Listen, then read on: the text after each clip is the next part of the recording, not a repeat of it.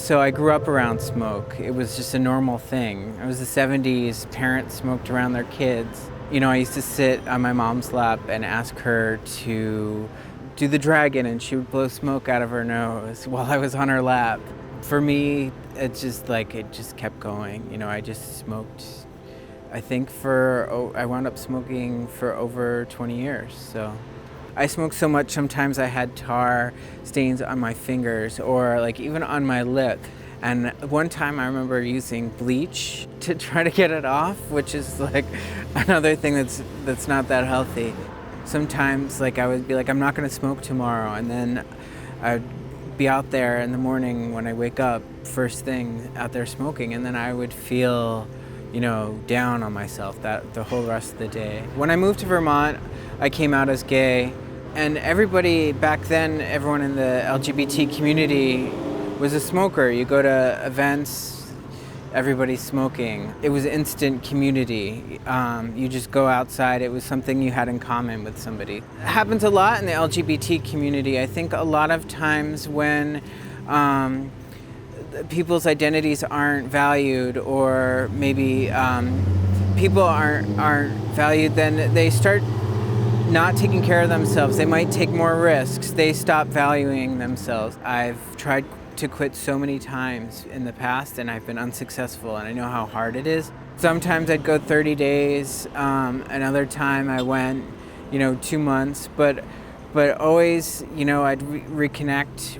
I'd go out to an LGBT event, or I'd go out to First Friday or to a club, and I'd connect with my friends and everyone's smoking, and then I would say, oh, I could just do it once, I'd be fine. I can just do it and I can put it down. I won't do it tomorrow. And that's usually how I picked it up really quickly after that. I didn't take care of my body. I didn't feel like I could do much exercise. I was low energy. I quit smoking 2 years ago at the Pride Festival and the LGBT Pride Festival, Pride Vermont. And I knew it was going to be, I work in the LGBTQ community, so I thought it was going to be a pretty busy week, so I knew that I was going to be really stressed out. It was probably not the best time to quit smoking, but I quit the day after all of the stress. I didn't want to give myself a chance to wiggle out of it. I wanted to make sure that I was definitely going to quit. I wanted to let friends and loved ones know that I was serious about quitting.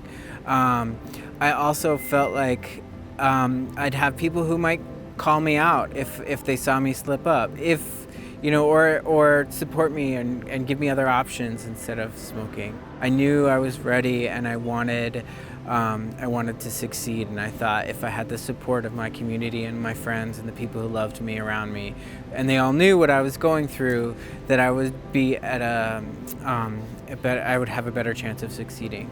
And I just quit, and I did it cold turkey, and it was successful, and I've been so grateful ever since, because I just felt so much better after I stopped smoking. I really enjoy running. I never have liked running ever in my life. I've always gotten winded and now I really love it. I get my own little high from doing it. Now I feel like it's not worth it.